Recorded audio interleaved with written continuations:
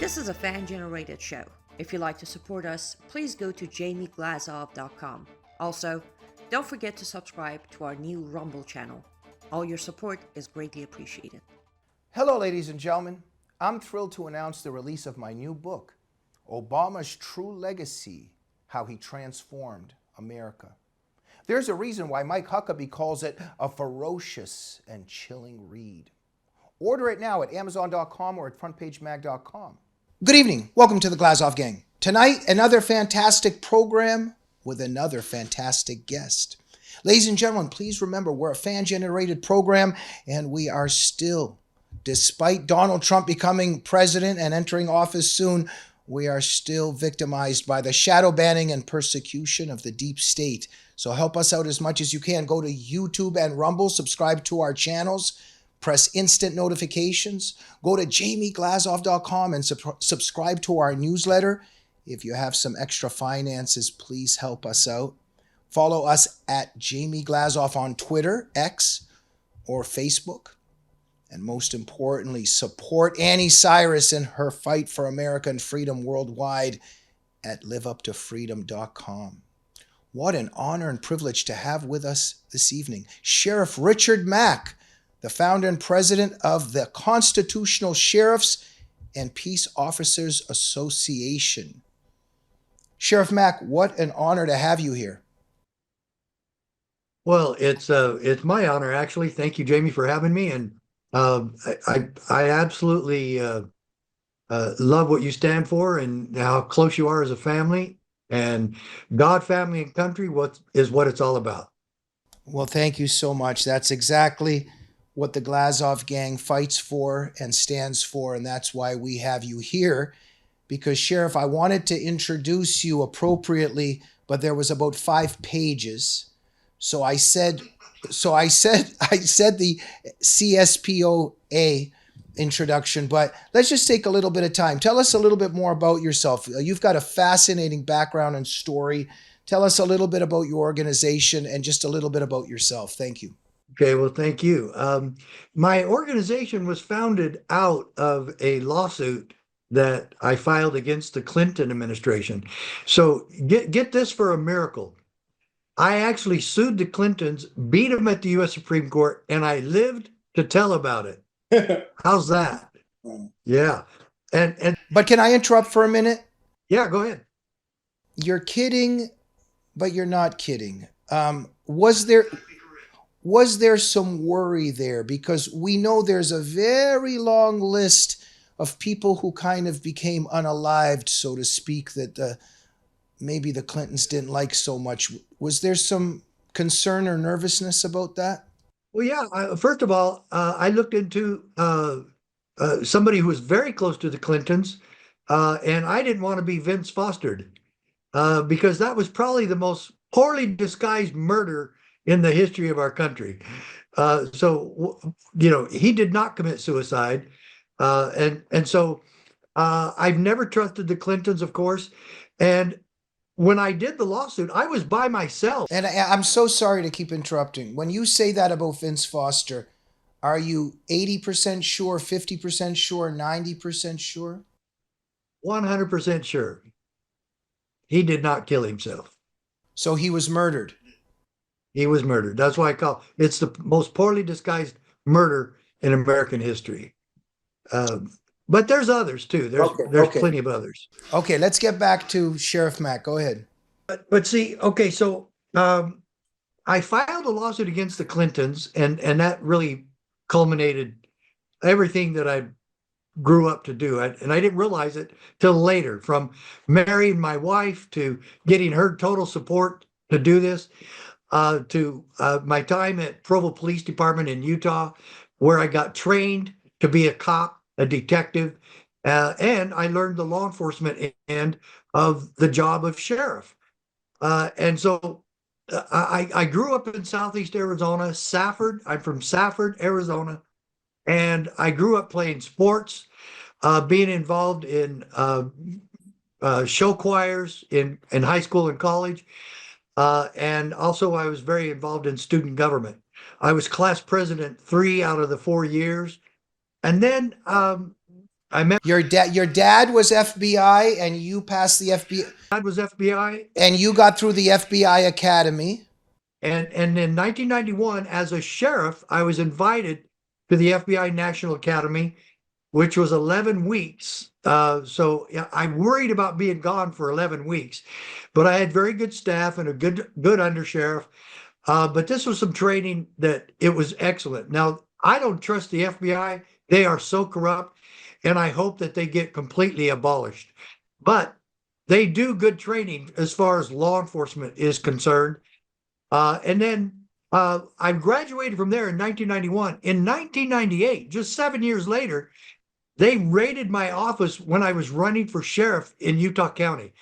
And it was 3 days before the election. They already had the ad ready to go, the front page headline in the local newspaper, Mack raided by the FBI. It was so important for the FBI to put me on this search warrant that didn't even involve me. It was a client that worked for me, that I worked with. And then after I lost the election, I never heard from them again. It was so all fired important for them to put me on that search warrant, but they never arrested me. They never interviewed me. They never interrogated me. They never indicted me. They never followed up one iota. Nothing. They got what they wanted. They left me alone, and I never served in law enforcement since that time. But I've traveled the country and I formed the CSPOA. And the main thing is people need to know that the federal government tried to force down our throats, tried to commandeer the office of sheriff for federal bidding. And I said, no way. They threatened to arrest us if we did not enforce the gun control law known as the Brady Bill. And I said, I told the other sheriffs when the BATF came to our meeting, the Sheriff's Association in Phoenix in 1994, I told the other sheriffs, I'm not doing this. And they all acquiesced and did it and went along. And I became the first sheriff in American history to launch a major lawsuit against the federal government, take it all the way to the Supreme Court, and win. And I have this little booklet here because every American should have this book in their home. It fits right in your shirt pocket. It's not even, it's like 16 pages long. You can read it in 10 minutes, but it is the most powerful 10th Amendment state sovereignty case that proves the federal government is not our boss.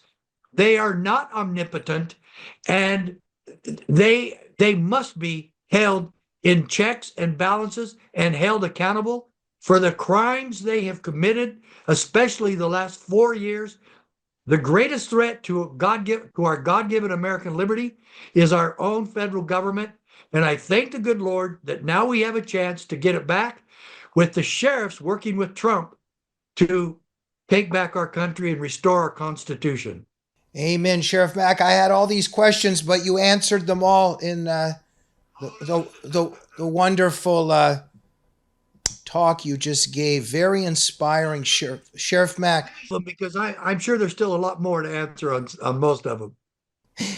Sheriff Mack, you have done so much. A patrol officer, a corporal, sergeant, I could go on and on. But something about you, you have shared that you were an undercover agent, and you have shared that brought a lot of stress to your life. I can only imagine. Could you tell us a little bit about that? When you were undercover, I don't know how much you're allowed to tell, but were you pretending you were one of the bad guys like Johnny Brasco, or what exactly was going on? I mean, that must have been very stressful, and you also have to be a talented actor, I think. It was the best acting job in the history of well, I wasn't in Hollywood, Right. but I deserved an Academy Award for it because I didn't grow up partying at all. And I remember a guy, I was in the bar trying to work a drug deal, and this guy offered me a drink of whiskey. And I thought it was just like in the movies, when, hey, barkeep, give me a whiskey. And they just grab it and down it like that. So that's what I did. I almost choked to death, man. And it burned my throat so bad. And the guy said, "You don't look like you're a whiskey drinker." And I said, "No, I'm not. I drink beer." And that wasn't true either. But beer, I could handle a beer, but the whiskey. Well, he says, he said, "You really need to have it with some Coke, Coca-Cola." And I said, "Okay." And so we did it that way. But I hated every bit of that. I'm not a drinker. I'm not a partier. I never smoked marijuana in my life until I was an undercover cop. Yeah, and it was an undercover narcotics officer, right? Correct. Okay. Correct. And let me tell you, I had a different name. My undercover name was Gary Layton. I got a driver's license that showed that. I lived in a different apartment. I never hardly got to see my wife and kids. We had three little kids at the time. I could not be seen with them in public, and that included church. So my wife literally became a single mother during that time. And to say that it was stressful and really taxing on both my wife and me would be the understatement of the year. But the operation was very successful. I pretended to be a taxi cab driver, and we painted up an old police car and put a taxi meter on it and the cab light on top. And that gave me an in. And I frequented the bars and got to know people. I purchased a lot of drugs and stolen property. And we made a lot of arrests. But it also taught me something else. And I have to tell you this. Uh, I do not support the drug war anymore. The drug war, I have to ask every police officer and everybody else that believes in the drug war, what has this war profited the American people?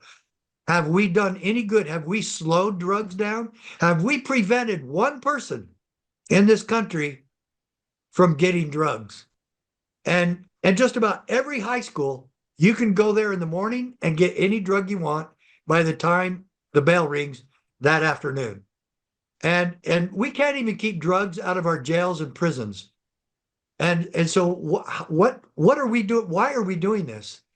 And look, I'm not sure how I feel about legalizing drugs, but if it's that or keep doing what we're doing, I'm all for legalization, or maybe a better word, decriminalization, because we keep putting people and some very good people in prison, and then we think we're going to arrest away the drug problem. That is a farce. It's a false narrative, and we're not going to. And most of these people, I saw a good friend of mine who was very poor, and some guy came and asked him to score him a half ounce of weed, and he did it for $50 because he was so desperate for some money. And his name was Jewel. And I said, Jewel, you should have just come to me. Now you're going to go to prison for 2 years. And the cops are all proud, and the judge is all proud of the great work that they did. And all they did was take advantage of a poor person who was very ignorant and uneducated, and put this man in prison and buffered up the money that goes behind all this prison expense. And I'm telling you, I thought it was the biggest injustice I had ever witnessed, because this man didn't deserve it. Yeah, and Sheriff Mack, it must be multifaceted because on some levels, of course, we're dealing with bad people who are hurting people, and drugs hurt people, and there's bad guys. We got that. But what you're kind of implying here, you seem like you're a tough guy, but you seem like you have a very gentle heart. It must have been difficult for you to make quote unquote friendships that maybe really did become friendships, and then you felt maybe that you were betraying these people or maybe yielding their arrest or something like that. Did it hurt the conscience sometimes, at least with some of the people? It did. And I had a friend from my undercover days that he was out of town when my assignment was over. We went and arrested everybody, and my picture was in the paper. Yeah. And so it made a lot of news. And he came back into town, and he called me at the police department, and his name was Ted. And he goes, hey, Mack or Leighton or Gary, whatever the hell your name is, what the hell are you doing? I thought we were friends. And I Yeah. said, Ted, I never lied about the friendship. I just lied about who I was. Right. And I Right. said, my wife and I would love to have you over for Sunday dinner. And he Wow. came and he took my kids for a ride in his fancy car. And um, I, I never tried to arrest him. Um, and the kind of the rule we had is that if you befriended somebody too much, it was the good friend doctrine. And they said, well, of course I got it for him. He's my good friend. I would do that for any friend. Mm. And it's like, I wouldn't normally do that, but because you're my good friend, I would.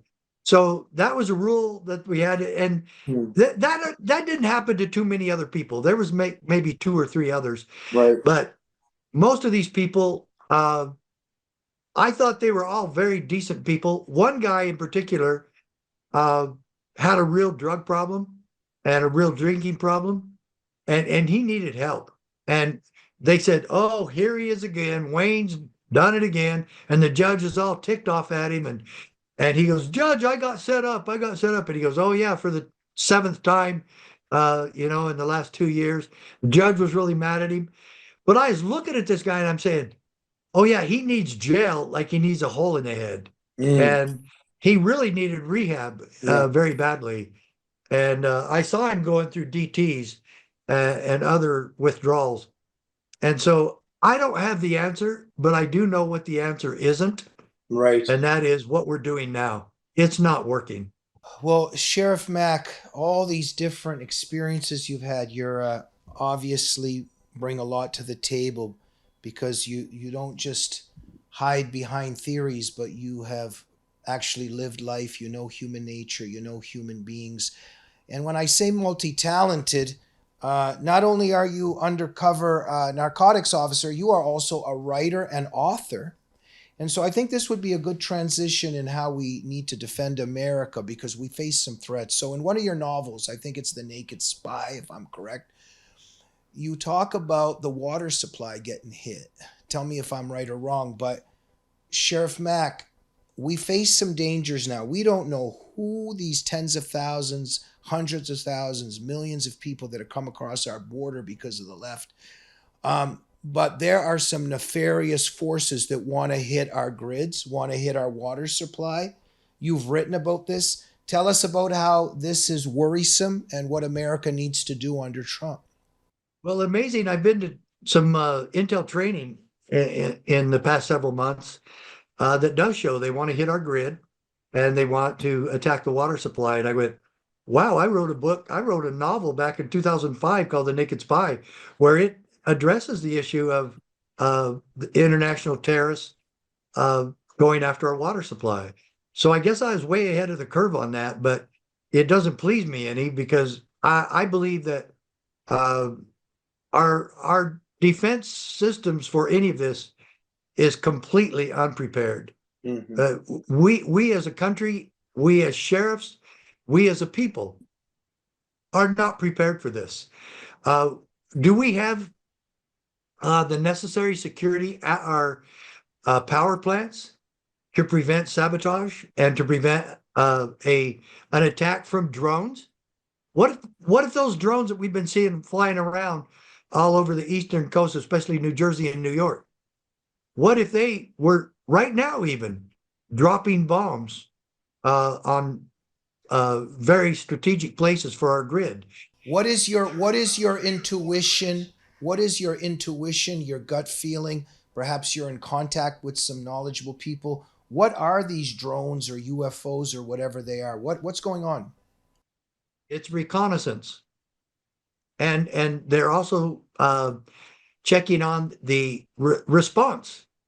And obviously, they have learned that there's no response and that they can get away with putting these out all over the country. That is what they've learned. Who's they? Is this our government or enemies? Well, the terrorists that you were alluding to, terrorists and cartels and the people who hate America that have now infiltrated our country to the hundreds of thousands. There's hundreds of thousands of terrorists in our country that want America to die. They're here. And so what do we think they're going to do? And so, yes, there's going to be some violent attacks that are going to keep them preoccupied. And then they're going to use these drones to attack. And they could completely bring America to its knees because communications will be shut down. Availability of clean water and food will be almost impossible. So we got to be prepared with those two sources that we need to sustain human life. And so, folks, we do have at our website Numana foods that I highly recommend, but you should also be buying canned goods, fruits and vegetables, and canned meats, tuna and chicken breasts, and have those available in your pantry. And if you need room, put them under your bed. And then you need to make sure you have some independent water supply. How do you do that? Well, you can get water filters, and then you should always have about 20 or 30 cases of bottled water. I keep the big 5-gallon water jugs. I keep about 20 of those, and I rotate through those. Plus, we have cases of water also. And we go through them and we use them. They're not going to go to waste. My food that I have is not going to go to waste. We keep that rotated as well. But Sheriff Mack, the very fact that you're saying this, you envision that something inevitably is going to happen It's a where, matter of when. Yes, it's a matter of when. and there's not going to be any power, and we're going to have to rely on our own stuff, so to say, right? That is correct. That is correct. And we're gonna, as neighbors, we're gonna have to go around and checking on the elderly and making sure that they're taken care of. But um, we need to work with our neighbors and to make sure that when it happens, that everybody has sufficient food and water. So, Sheriff, And I'll add something. Well, wait, one thing else: guns and ammunition. Sheriff Mack, so just in terms of these drones or UFOs, quote unquote, all this strange stuff that's going on, the knowledge you have, your gut instinct is that this is not the government, because some are saying that these are government forces looking for nuclear weaponry that has been snuck into the country. That's one interpretation. You're saying this is mostly our enemies just testing us to see the reaction. Yeah, they are. It was a reconnaissance. And I think they learned a lot. And I think we learned a lot because our government still lies to us about everything. Are you inspired that the leftist Democrat attempted a takeover of our country, the communist takeover of our country, has been a bit slowed down because of Trump's victory? Are you hopeful and inspired? Absolutely. Absolutely. Because Kamala Harris was going to be the final nail in the coffin of our Constitution. And it was going to be replaced with her version of Marxism and the Communist Manifesto. And well, it is a blessing, absolute blessing, that we sent her packing, and that now Trump has um, a Republican majority in everything in Washington, D.C. I really pray that they get this work done right away. But I really worry about Trump and the attacks that are going to be aimed at him and our country. And I don't, it's inevitable that they're going to attack Trump just as they've done the last 7 or 8 years and maybe even longer. So we can only judge the future, but by the past. And we know that this is going to be bad for all of us. But if we can get through this and all of us work with our sheriffs to erect the barriers and our defenses in our own home areas, in our own communities, I think we can get through this and then reestablish our grid. But it's going to take a while. And that's why I say, folks, you got to be prepared. And every one of us should be going to our sheriffs and saying, are we prepared? Do you know the grid? Do you know the power plants in our county and I know for sure, but one of them is in California. People in California, you need to be going to your sheriffs and saying, "Are we ready? And what would we do if it happened?" And so right now, we're not even close to being prepared. So, folks, the best place to start being prepared is in your own home. That's where you start. Sheriff Mack, I don't think Biden even knows where he is at the moment. I think he's gone. He's just gone. So I think that they've been playing some kind of sadistic, cruel joke on us. I think that this has something to do with a malicious sadism, this whole Biden Kamala act they were doing. It's some kind of sadistic torment of us. But aside from that, who's running the country right now? Well, superficially, it's Jill Biden and some of his staff, but the puppeteers that are really pulling the strings, I'm pretty sure one would be Barack Obama. The now multi-millionaire, maybe even billionaire Barack Obama, who basically had nothing when he ran for president, but they know how to get rich and they know how to play the game.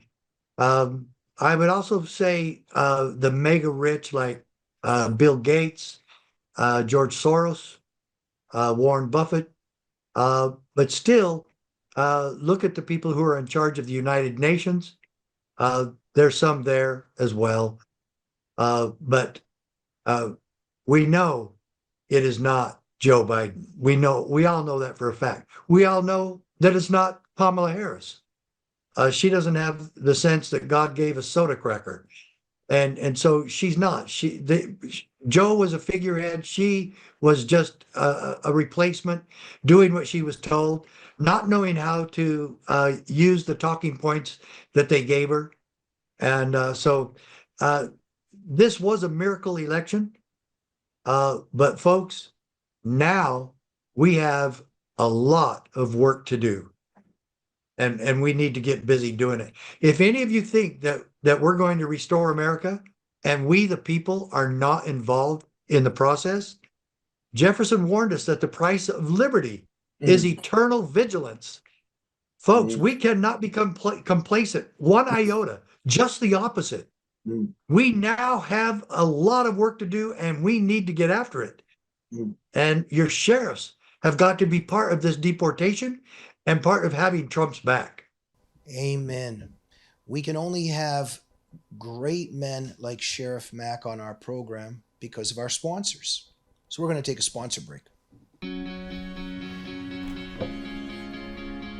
Looks like you've been sleeping well. Megan, he's back. The My Pillow guy. And you're looking good. Still feeling good. Well, just when you thought it couldn't get any better, we've got the best pillow ever, My Pillow 2.0.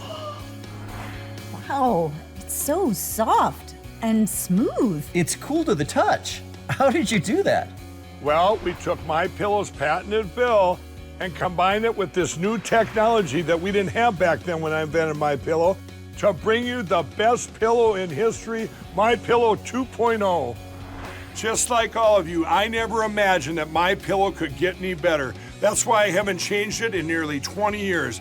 Then I heard about a revolutionary new technology, and I knew I had to bring it to you all. My Pillow 2.0 is truly the next generation of My Pillow. The My Pillow 2.0 is cooler and softer than the last My Pillow.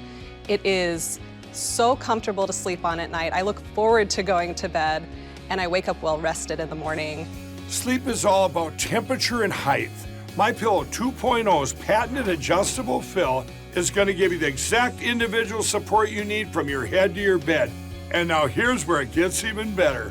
We've all experienced those temperature-related sleep interruptions where you get too hot, you toss and turn, you flip your pillow over to the cool side. Well, all that's gone with my brand new My Pillow 2.0 cooling fabric that's made with temperature-regulating thread. The best sleep just got even better. Whether you have a MyPillow or not, you need to get the brand new MyPillow 2.0. Call or go to MyPillow.com now. Use your promo code, and for a limited time when you buy one, you'll get a second one absolutely free. You're sleeping even better. And cooler, too. And you're looking good. feeling good. I knew you would. Visit mypillow.com. And that's right. Make sure to go to mypillow.com or mystore.com and use promo code GG21. You're going to get a discount of up to 60% off on all the amazing products. And when you do that, you're going to be helping out the Glazov Gang and Mike Lindell. If you like one-of-a-kind handmade art, make sure to go to lutfstudio.com and purchase resin art pieces made by who? Our producer, the one and only Annie Cyrus. Use promo code Glazov to get special discounts, and you're going to be helping out not just Jamie Glazov, but the great Annie Cyrus. We are back with the man, the myth, the legend, Sheriff Mack.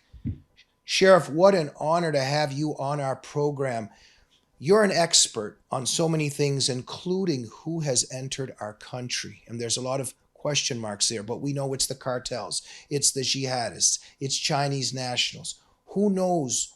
Just millions of them unvetted. The cartels are in charge of our border. So much human trafficking, child trafficking. It's just a disaster. Sheriff, thank God Trump's in power, is going to be in power. Let's pray nothing happens.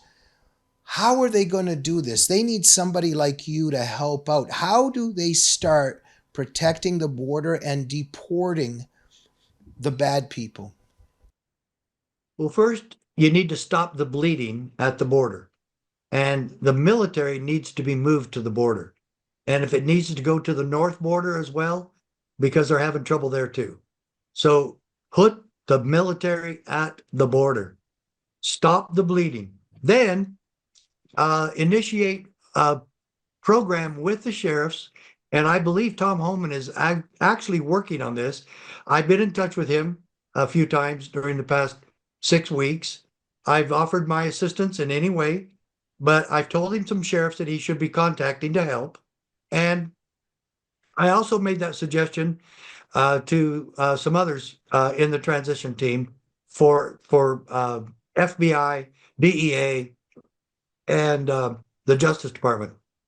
So the sheriffs in this country know their counties better than anyone else.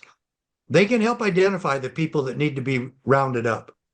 Look, President Eisenhower, after World War II, deported 1.5 million.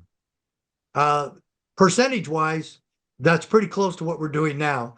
And we have a lot more technology to do it today. So it can be done, and I believe it's going to be done.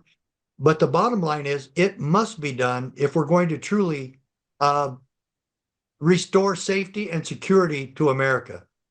And what the Biden administration has done is absolute treason.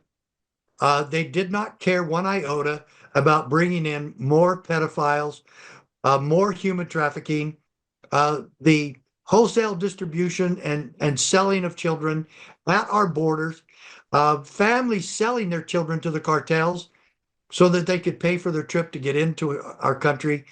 This has been so heinous and so diabolical and so evil, but we now have to take care of all of this and solve these horrible, evil issues. And so I believe it can be done, but we're going to need the sheriffs in this country. We're going to need, and we obviously won't get all of them, but I believe we'll get 2/3 that will totally support Trump in doing the deportation. Sheriff Mack, my heart goes out to you and much gratitude goes out to you because part of what you've done over the years is also protect children. So this is your field. And I can only imagine the heartache that went with that and having to live with what you knew was going on and protecting our innocence. Yeah, I specialized in child crimes against children, and I got a lot of scars from it.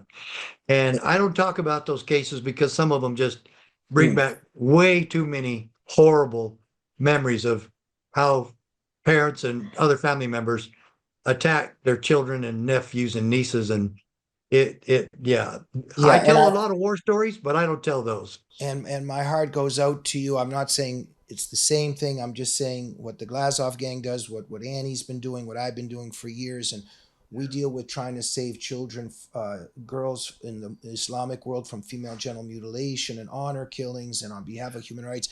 So this begins to affect our soul, our spirit, and we need spiritual strength. So I'm really grateful to you for what you are doing, because the devil and the satanic forces are involved with torturing our innocents and child sacrifice, etc. But where I'm going with this is that, as you have mentioned, I think the figure is up to like 400,000, 500,000 missing children at our border. Sheriff, there is no way, we've had some guests on this program, some whistleblowers, there is no way that the government is not involved with this trafficking and missing children. There's 500. How could you have so many missing children? Biden administration, what the whistleblowers have said, there's definitely something wrong, and there is some government involvement, isn't there? There would have to be, yeah. It was like when Trump was shot in the ear in Butler, Pennsylvania. It was the incompetence and the mistakes by the Secret Service were so egregious that you had to believe they were involved, because it was just, nobody's that stupid and nobody's that incompetent. And so, of course, it was a natural result that we were suspicious of them. And we were very suspicious of the director of the DEA. And she came before Congress and lied and played coy and played games. And so she was asked to leave and she left. And then the next guy that took over did the same thing. This is the same with the Bidens. The incompetence and the activity at the border is so obviously intentional, and that they're bringing these people in for a reason. And how? What does this help our country? It doesn't. It destroys our country, but it helps the Democrat Party get more people registered to vote. And that is why they did it. They're either doing that or trying to destroy America from within. Yeah, I think it's both. I think you're exactly right. I think they were trying to get political power, but there's definitely a globalist, Luciferian, deep state plan at the one world order, and the Dems are just trying to fulfill the order of destroying America, right? Yes. Yeah. And I will tell you that we were really pushing sheriffs and AGs and governors to start major criminal investigations against everyone in Washington, D.C. that had anything, or other countries, or other states and places that had anything to do with aiding and abetting illegal immigration. That's a crime. But if you absolutely assist them and bring them into the country, which Biden has done, his administration has done, then that's treason. That is absolute treason. And so you can compare all of this, that our government is so absolutely, utterly corrupt. And now we have a 4-year period, hopefully, that Trump will get us back on track, and he will prove to everyone. And this is why they hate Trump the most, because he has proved that the left is wrong, and that going back and making government smaller and doing what we're supposed to do as a government works. Lowering taxes works. It helps the economy. It doesn't hurt. It helps. It makes the pizza pie, it makes the pie, the economic pie, bigger for everyone. And that's what honest trade and getting government out of your life does. And so what we know is that this has been intentional, and that the Bidens have never been held accountable for their criminal family enterprises, but the Clintons have not either. And so it goes on. The Pelosi family, same thing. In fact, when people challenge her about making money from her position through the stock market, she says, it's none of your business. None of your business. I can do whatever I want. And folks, that's the problem. And so we asked for criminal investigations. Sheriff Mark Lamb has already conducted a criminal investigation on Alejandro Mayorkas. And that investigation is sitting on his county attorney's desk awaiting charges. Well, the current county attorney there did not win re-election. So we hope the one that comes in on January 1st will take that investigation and file charges against Mayorkas. Let us hope. Sheriff Mack, when you talk about government intrusion, I was always quite interested in the IRS and what it is, but never ceased to amaze me when what the IRS was doing to the Tea Party groups and all that during Obama. Then they try to investigate whatever. Lois Lerner comes in. She doesn't answer this, doesn't answer that, doesn't answer that, gets up and walks out, and it all kind of died. Not like, can you talk a little bit about that? That was an outrage. Something so wrong had happened. That's the thing. I've talked about that quite a bit. Lois Lerner. Yeah, I know you do. I know you do. But I'm saying our culture, our media, but go ahead. This was an outrage. She came in and pled the fifth, maybe not technically or whatever. I can't remember exactly the details, but she just. The IRS is an outrage, though. Why has Congress allowed this bully, intimidating organization, criminal organization, to continue to harass and oppress the American people? And first of all, we have no financial privacy in this country whatsoever. And the IRS, for some reason, believes, and banks and credit unions fall in line, that they are owned and operated by the IRS. And that's just astonishing to me. We need to start having counties and states especially license banks and credit unions and get the federal government out of it entirely. It is none of their business. They steal power they were never authorized to have in the first place. The IRS needs to be the second entity abolished on January 1st or 2nd. The first one should be Planned Parenthood. There is no way that taxpayers should be paying for this evil organization. They have nothing to do with our government. They provide no government service, and we pay them $500 million every year of taxpayer dollars. And then that goes in one ear and out the other. But I will say Speaker Johnson has said that they are definitely on the chopping block. I hope and pray that that's what Elon and Vivek have in mind January 1st. Let's get rid of these horrible organizations, get rid of the IRS. We immediately save $20 billion a year getting rid of the IRS. And all you have to do is make the tax code simple and short and fair. But Sheriff Mack, it was incredible after all that the IRS did to the Tea Party groups and all the other stuff it did, that Lerner got to just come in. She's not going to answer any questions and just walk out. And yet people like Steve Bannon had to go to jail. Right? Yeah, she said that. I haven't done anything wrong. She took the oath to tell the truth. I haven't done anything wrong. I'm pleading the fifth. See you later. She retired and walked off into the sunset. And yes, she should not have been allowed to do that. Sheriff Mack, I have some sources. We have investigators who investigate our guests before they come on the show. And I have discovered that you have Tom Homan as one of your contacts on your cell phone. Am I correct? And what can you do about that? What do you advise him? Are you happy that he has been appointed? Maybe some of the cabinet picks were not the best, but I think that might be a good one. Tell us about that. I met him about a year and a half ago. And I met him at some Freedom Fest or thing in Phoenix, and we had a nice talk. And I actually interviewed him and asked him, what is the answer for America? And one, he said a secure border, and he said President Trump to come back. And so I did that to several people. And another one was Jerry Sheridan, who's the new sheriff of Maricopa County, Arizona, Phoenix, the greater Phoenix area. We have a good, strong constitutional sheriff now in the fourth largest sheriff's office in the country. So things are moving in the right direction. And I told Tom, I said, look, the last time I texted him about 3 or 4 weeks ago, I said, just let me know if I can help in any way. I'm here. So I left him alone.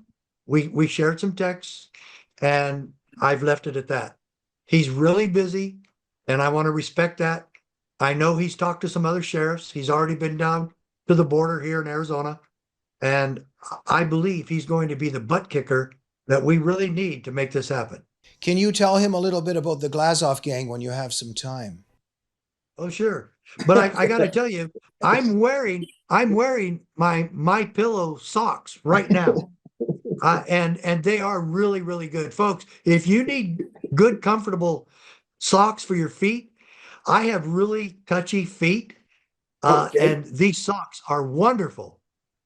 Get the sock. They are the best sock. Wait, where are the socks from? My pillow. This is an excellent commercial for My Pillow. Thank you. They're Mike Lindell. Mike Lindell's a good friend of mine. I'm telling you right Okay, so you have the socks. now, stuff if it doesn't work. Okay, so you have the socks. Do you have the pillows and covers? Yes. Okay, this is fantastic. I have slippers and I have socks. Okay, you know what? We're going to use this as a clip for promoting Mike Lindell and My Pillow. Thank you so much, Sheriff. With just a couple of minutes we have left, you are Sheriff Mack. And let's end on that. Sheriff Mack, tell us the significance of sheriffs, of being a sheriff. And you are very strongly of the view that if we're going to take back America, we take back America one sheriff at a time, in the sense that the sheriffs need to be on the front lines. Why don't we end with that? Well, the sheriff is the only elected, in other words, appointed by, for, and of the people. Mm-hmm. The people appoint him in election every 4 years. They get to choose whether to keep him or not. He's not a bureaucrat. He doesn't answer to a bureaucrat. In fact, he answers to no one else except we, the people in his county. Therein lies his power. Therein lies our constitutional republic. He swore an oath in God's name to protect the American people and protect their civil rights. If every sheriff in this country did that, we wouldn't have all these other organizations. We would only need that right there. And that he would erect the barriers with us against the encroachments of the national authority. Folks, we have to be involved in the process. This is the cause of liberty. This is just as important now today as it was in 1776. We have to be involved. Join us at cspoa.org. Become a member of our posse so that we can teach you how to work with your sheriff and become a part of his posse. It's all about saving America, and this is safe. This is safe. It's constitutional. It's effective, and it's peaceful. It's peaceful, folks. And Sheriff Mack, you were a great sheriff in the sense that you were proactive. Just everything you did, even the lawsuit and fighting for states' rights and autonomy and stuff. So you don't have to name any names, but have you seen some bad sheriffs? What is a bad sheriff? What does a sheriff have to do to be a good sheriff? The sheriff that's a good sheriff simply looks at his oath of office, which presupposes that he will know and understand and be educated in the Constitution, and that he will stand and protect every right mentioned in the Bill of Rights, and he will protect every one of the people in his county, regardless of whether or not they voted for him or donated to his campaign. That doesn't matter. He is the sheriff of everyone, regardless of color, regardless of creed, nationality, sexual preferences. I don't care. The sheriff protects everyone, and that to secure these rights, governments are instituted among men. Right out of the Declaration of Independence, he is the leader of that. He exists to protect the civil rights of everyone in his county. And folks, he works for you, and you need to have a relationship with him. He needs to hear from you. Yeah, it's a collective effort. Sheriff Mack, sometimes I don't ask an important question. Sometimes when we are interviewed, when we walk away, we think, oh, I should have said that. Anything that maybe I should have asked, or something that you want to end on this evening? Well, I will tell you, to finish answering your question, I will give you a name. of a sheriff that was not a good sheriff. He was nominated.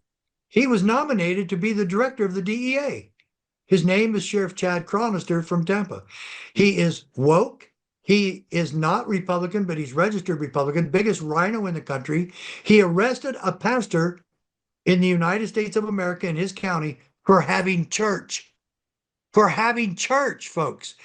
And then yet, this is the tale of two sheriffs, because Sheriff Hamilton, Glenn Hamilton in New Mexico, was contacted by a pastor in his county, and he said, Sheriff Hamilton, I am a pastor here, as you know. Our church is not run by the government. It's run by Jesus Christ. Amen. And I want to know what you are going to do to help us stay open, because I'm not closing. And Sheriff Hamilton said, if it takes me having to go to jail myself, then so be it. But I will do everything in my power to protect you and your church. So guess what Hamilton did?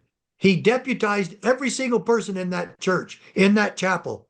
Wow. And when the state came to shut him down, he said, I've deputized everybody in there. They're under my authority. They will remain open. The state police left, and Pastor Cooper never shut down 1 second. Wow. He was open every Sunday.